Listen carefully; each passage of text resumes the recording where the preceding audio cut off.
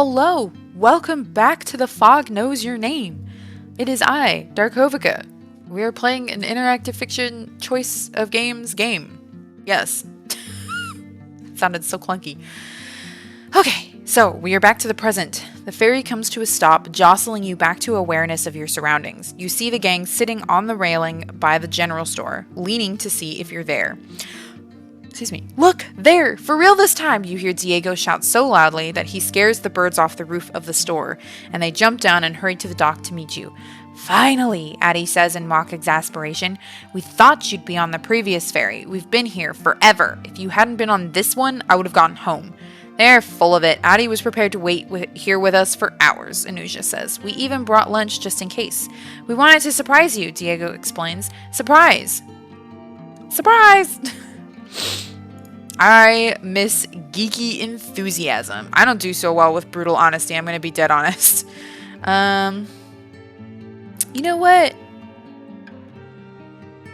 Well, yeah, you know what? I missed all of them. I can't pick favorites. The reunion erupts into a chaotic group hug, with everyone talking over each other in an attempt to catch you up on what's been going on. You can't follow most of it because it's all coming at you at once, but you'll have plenty of time now that you're back home to hear about it. Oh, I'm gonna yawn again. No! ¿Por qué? I'm okay. The gang helps you take your stuff up to your mom's car, though you don't have a lot with you. Mom, would you mind bringing my stuff back and I'll unpack it later? I thought I'd hang out for a bit and then walk home, you tell her. Of course, she says. If you want, you can all swing by the diner later for dinner. Your mom drives off. When you turn to face the general store again, there is a face you don't recognize, and that face is looking directly at you. Who's that? You ask. Oh, there he is, Addie says, then waves him over. I was wondering where he disappeared to. That's Kirill. I think it's Kirill. It could be Kirill. I'm gonna say Kirill. I don't know why. He moved here with his dad a couple months ago, Anuja explains as he jogs up to the group. He's in our grade. We've been showing him around and making sure he's not utterly bored here. I think you'll like him. Yeah, he's super cool, Diego adds. Kirill, this is Sakura. Sakura? Kirill. His dad's working as a lobsterman. They moved here from St. Petersburg, Russia, not Florida. Actually, I lived a little ways outside St. Petersburg. Also, I lived in New Jersey for a while before moving here. But yes, Kirill's words and smile are cautious, but you can't tell if it's because he's wary of you or just generally socially anxious. His English is perfect, so it's not that. He just seems a little awkward, though in a charming way. Judging by the way your friends are all looking at him, he's certainly charmed them. Seems like they've really taken a liking to this new kid while you were gone. Scary to be the new kid. I have to be perfect or else my friends might decide they like him more than me. Okay, no. I tell him the truth that more than half the people get committed homicide. Oh my god, no. I'll fake an aloof and dismissive attitude to send the message that he hasn't replaced me. Okay, look, no, we're gonna be nice. I'm glad they've been taking care of you. Arbor Isle isn't so bad when you've got good people to hang out with. It's not bad at all. It's very beautiful, really, he says. You follow Anuja's gaze to the end of the dock. 3 lobstermen are huddled together at the end, speaking in low voices. All 3 of them shoot you a nasty glare at once. I think they're talking about you, Anuja says, her voice apologetic as if it were her fault. You know what? I like this. I ignore them. I don't want my friends to worry about it. Who cares what these guys think? I ask for reassurance that my friends won't let what other people think about me influence them. I wave at them and smile. This feels slightly sassy and also almost a little aggressive, but like aggressively friendly, and I'm going to choose that. You are just friendly enough without coming off as nonchalant about the severity of the situation. The lobstermen nod back to you, then go about their business. It's not much, but it's a good start. Those 2 people have been looking at you for a long time, Kirill tells you, and he's not talking about the lobsterman. He gestures to a blue car in the parking lot with 2 figures leaning against it as they watch your every move. Oh crap, Diego breathes.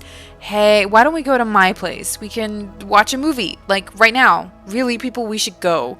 By the time Diego starts trying to physically usher you all away, Caleb is already approaching while Ashley remains behind at the car. Whatever he has to say to you, it would be worse if you ran away. He is the picture of confidence with his relaxed gait, perfect side-swept dreads, and I just threw this together photo-shoot-worthy pseudo-hipster outfit. Hey, he says, raising a hand to stop any refusal before it can be issued. I just want to talk to Sakura. That's all. The last time someone just wanted to talk to you, they end up dead. We never got a chance to talk things over before you left, and it felt like something we should do in person, Caleb says, his eyes glued to your face the whole time. The smile he flashes for you is friendlier than any he's given you before. I'd like to have you over to my house later tonight if you'd be up for it. I'll get a pizza. Yeah, right, Addie growls. Listen, it's just a chat, that's all. You really think the sheriff's son wants to get into trouble? Hasn't stopped you before, Diego mutters. What was that? Caleb asks. Though only a couple inches taller than Diego, he still seems to tower over him somehow. Nothing, Diego quickly replies. Anyway, Sakura, what do you say? My house, pizza, smooth things over. You look up at Ashley, who is still leaning against the car. She won't even look at you. Instead, she pulls a strand of her long blonde hair as she stares at the ground and pushes around some gravel with her sneaker. I make up an excuse, one that emphasizes what a good person I am. This seems like it's just not going to go well. I'll go, but I'm letting him know I'm not stupid or scared of him. I'd love the chance to talk things over. I don't have time for this idiot. I'd rather not. Okay, this is too aggressive. This is an idiot. I don't know. This seems like a really bad idea. It's one of these two. This one feels a little too cautious. Maybe this one is naive. I'm a pretty naive person. I'm going to go with that one. I think that's a really good idea. Of course I'll come over. Glad to hear of it. Behind you, your friends shuffle uncomfortably, but they don't say anything. I'll see you tonight. Let's make it 7. I'll text you the address. As Caleb heads back to his car, he turns around again to say, oh, and let's keep this to you and me. No need to make it a big social event. Great. Just you and Rex's best friend. What could go wrong? You watch Caleb rejoin Ashley and say something to her that makes her finally look at you. She nods at him, apparently satisfied with what he's telling her. She looks a lot better than she did the last time you saw her, but she still has dark circles under her eyes. You see her look at Diego for a full 3 seconds, and her lips twitch into what could almost be a smile. You turn to Diego just in time to see him give a meek wave back before she gets into the car and shuts the door. What was that about? You ask him. He shrugs. We had a good talk after you left. We were both in pretty dark places. Are you? No, I mean, it would be a bad idea. In all honesty, he's probably right. Diego and Ashley would make a better couple than Rex and Ashley ever did, though. Excuse me. Night falls sooner than you would have liked, and the time comes for you to walk to Caleb's house. You've never been there before. Caleb may love to party, but as the son of the sheriff, he's never been one to host anything remotely improper. Good, you actually came, he says when he answers the door. My room's down in the basement. Why don't you head down and I'll grab some soda? Caleb's room is covered in movie and video game posters. He might actually get along with Diego if he ever deigned to spend time with someone who wasn't on wrestling. I guess the wrestling team. The pizza box is on a coffee table in front of his TV, and Enos, is sitting in the armchair across from the bed. Wait, Enos is sitting in the armchair across from the bed. Enos Keller, Rex's older sister by a year. Though the resemblance has always been uncanny, there is something even more pronounced about it now that Rex is no longer here. The curls of her hair look just like his, only a touch more auburn. The sharp eyes of her eyebrows accentuate her piercing glare. The door shuts behind you and you hear the lock click into place. There's something different about her, something you can't quite put your finger on. Maybe it's the hatred behind her eyes, or how pale she's gotten, or maybe it's how she's slouched over as if she's carrying something heavy on her back. The last time you saw Enos, she wouldn't talk to you. Caleb had convinced her that you were holding back something major from the police, and she harassed you online until you blocked her on everything. She supposedly calmed down since then. And hope that I'm convinced. Okay, we're not gonna lie. This is silly. If she attacked me on the internet and I had to block her on everything, that's not gonna fly. I did not used to have a crush on her. I really pushed myself to focus on that creepy vibe she's giving off so I can understand it. I try to convince myself that Enos has been changed by grief. There's nothing weird going on here. I'm otherworldly. Let's go. Enos has always been intimidating, but there's something different in her face now. It's almost as if it belongs to another person, like Enos checked out and some other horrible version of her checked in. I need you to hear me out, even if you don't like it, Enos says, and you brace yourself for what's to follow. This is just something I need you to do for me. I'm going to ask you some questions, and you're gonna tell us the truth. Us? Enos lifts her phone, taps something on it, and positions it in front of her so the back is facing you. Are you taking a video of me? You ask. Yes, and it's live. Sakura Kinomoto, why did you kill my brother? All of Enos's friends will be watching this. Hell, all of Arbor Isle will probably see this. I tell her and the recording from the bottom of my heart that I am innocent. I tell her what she's doing is illegal. Does she want her parents to have to deal with that? I recite the facts about his death and the crime scene that prove I'm innocent. I'm gonna be sincere. You look directly into the camera, then up at Enos. Enos, I didn't kill Rex. I couldn't kill anyone. What happened to him is horrible and I wish it hadn't, but nothing I do can change it. Enos's hands begin to tremble, and she turns the recording off. Some part of her must want to believe you. It's the truth, you tell her. Enos grips the cushion beneath her to steady herself.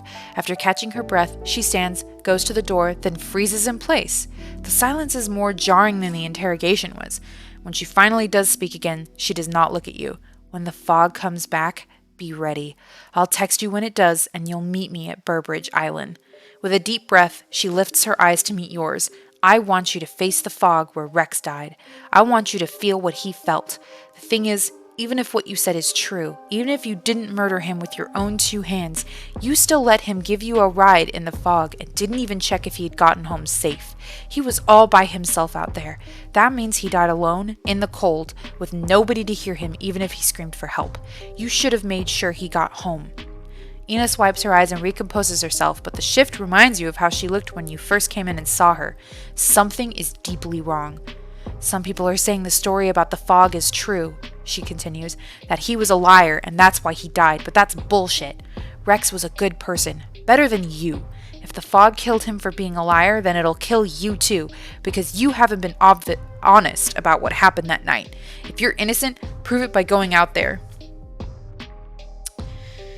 I need to make myself vulnerable to her strange... Okay, no, we are not doing that. I stay calm and let her go. I try to read her face. Her eyes are strange. I have to fight this eerie feeling. I push back against Enos. Try to read her. I'm going to try to read her face. This seems like a bad idea. She is dead serious. When you look into her eyes for a split second, it almost looks like they're light green, not the warm brown that she and her brother both shared. You blink, and they're back to normal. Keep your phone on you, she says, all business, as if she weren't daring you to go into the woods searching for monsters like it's summer camp all over again. Answer when I text you. I'm not going to make it easy for you if you try to get out of it. Enos goes to the door and knocks on it twice. Caleb opens it for her, his expression grim as he glances at you while letting her through. He's not taking joy in this. He still did it, though. When she leaves, the room sounds so much quieter. Strange, you think, as she hadn't been all that loud. Stranger still, your ears are ringing. The ringing is harsh, as though someone had been standing right by you, screaming in your face the entire time. Caleb doesn't seem to have anything to say to you about what just went down. He's just standing there, looking a little nervous and impatient. I'm not gonna be mean. You and I both know what you did was messed up. I'm sure you have your reasons, but please never lie to me like that again. You and I both know what you did was messed up. Look, this wasn't personal, he tells you. Of course it was, you say, shaking your head. Everything about this was personal and terrible. I don't know what you were trying to accomplish, but I can tell you it's only made things worse. He has nothing to say to that. The conversation apparently over, you march past him and head outside. The breeze that blows through you as you walk down the street isn't cold, but you shiver anyway. Okay, chapter 2. I want to see my stats. Okay, I'm not very tough. My toughness is 45%. Oh no. My agility is 50. My book smarts are 57%. My perception is 55. I'm otherworldly. That's like the only thing that I'm apparently good at. Hey, I'm charismatic. I will take it. I am slightly an improviser. I'm honest. I'll take it. I'm empathetic. Ah, that's my highest. My highest is empathetic. I'll take it. My terror is 50. If your terror gets too high, you may encounter situations in which you lose control and must decide what consequence to suffer. Okay.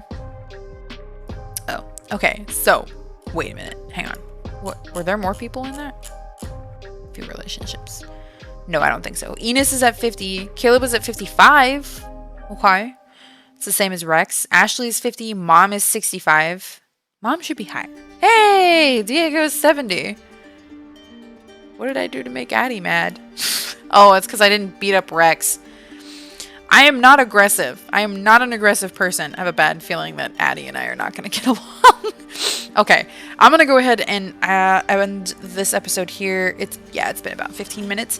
I hope you guys are enjoying this. Please let me know if you're into this. I really love stuff like this. Although, like I said, I'm really, really bad at them. I don't know what it is. I just wind up like I'm going to wind up getting to a point where I have to choose something based off my stats, and I'm going to try to be tough. And my toughness is going to be like 25, and so I'm obviously going to lose. So, yeah.